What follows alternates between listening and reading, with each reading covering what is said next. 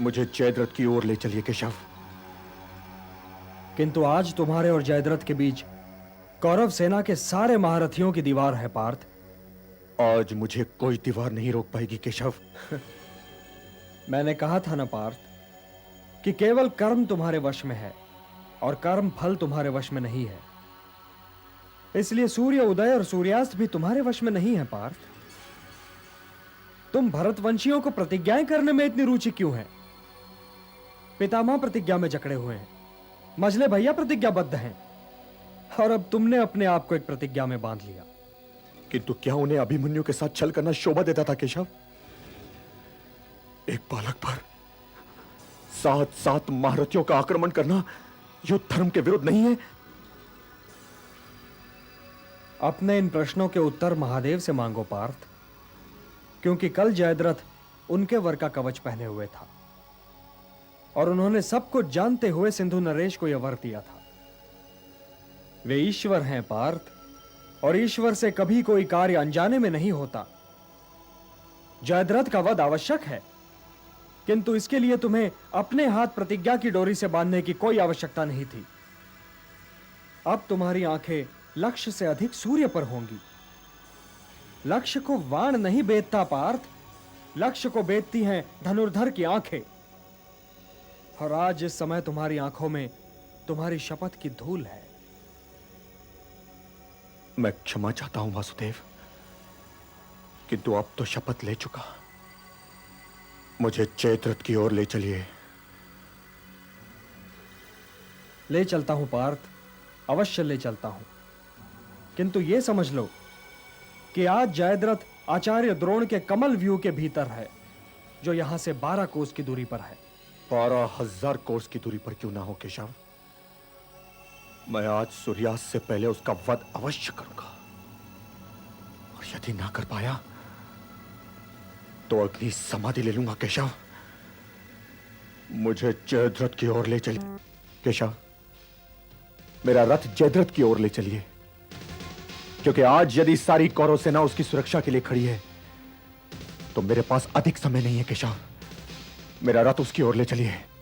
ले चलता हूं पार्थ, परंतु तुम रथ के लिए मार्ग बनाना आरंभ करो। जो आज्ञा केशव।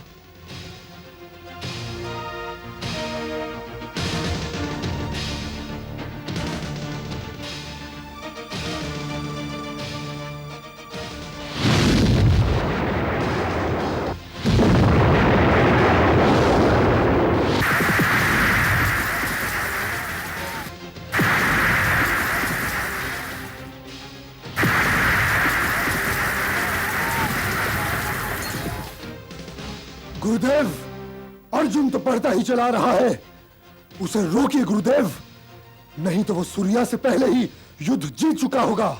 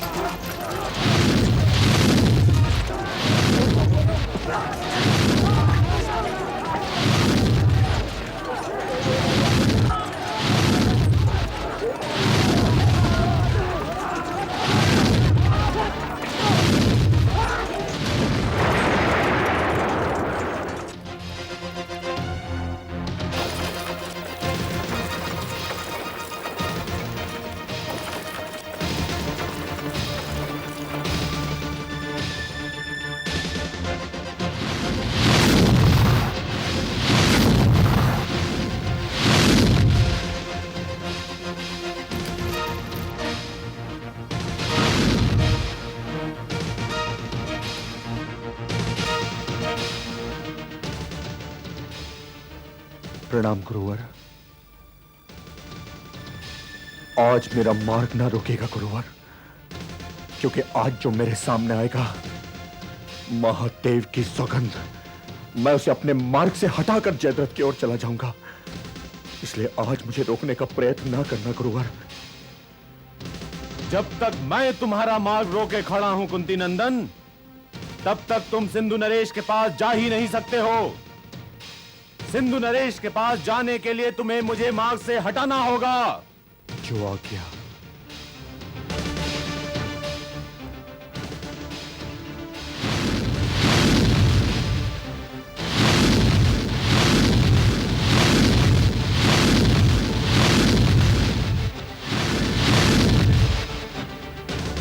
यदि इनसे द्वंद्व युद्ध में उलझे रहे पार्थ तो सूर्यास्त हो जाएगा।